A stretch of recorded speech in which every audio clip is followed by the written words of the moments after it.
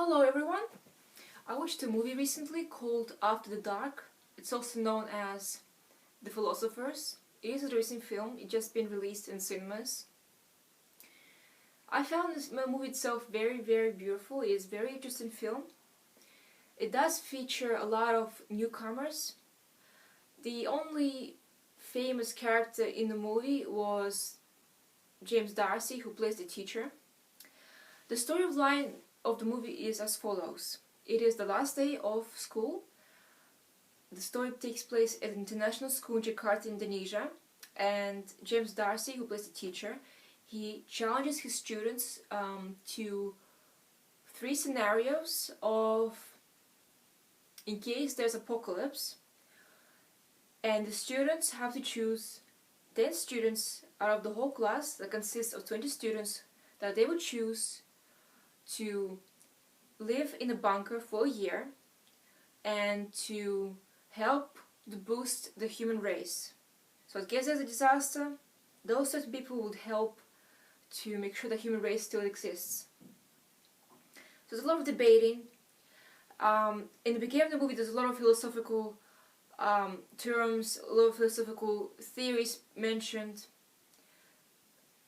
And what I found especially good about this movie is the way they show the scenarios. All the scenarios, they were directed by the teacher, but the students had the right to choose who they pick. And what the teacher did before they indulged in make-believe scenarios is he gave every student in the class a role. For example, one person will be a farmer, other person will be a poet, or other person will be a fashion designer, and so on. So there were a lot of characters, a lot of personalities that would be very useful, such as a farmer, because he would help to plant vegetables and fruit so they can survive. And there were a lot of different roles that we would consider useless, such as fashion design, especially in the nuclear apocalypse. So the students chose 10 students they would prefer to be in a bunker, and if you see that the first scenario, the way they chose, they all died, so that was a failure in their view.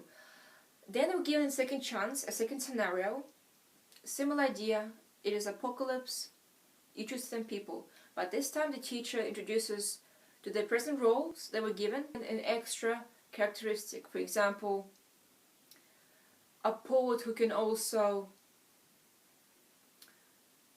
sing, for example, or a fashion designer who has a lot of money, or a doctor who is actually has this incurable disease, but we're not sure whether she still has it or not. So what he did, he added a lot of characteristics that were in a way useful to the useless roles, and a lot of useless or terrible characteristics to the useful roles. So he really combined, really challenged his students to really think about it. And in a second scenario, the students were given the right again to choose the 10 people they would choose to spend in a bunker who would help to boost the human race. And we see the second time they fail miserably. They're given one more chance, but this time the student challenges the teacher that she should choose the students. And we see that she chooses all the people we would consider irregardless useless. For example, a poet or a fashion designer. But she does give reasons why she chose those people, and we see that she succeeds in making sure that everybody survives the apocalypse and that the human race is indeed rescued. The teacher was challenged by the student. What we find out completely at the end of the movie is that that same student had a relationship with the teacher at some point, but now she was having a relationship with a guy, a student from her class.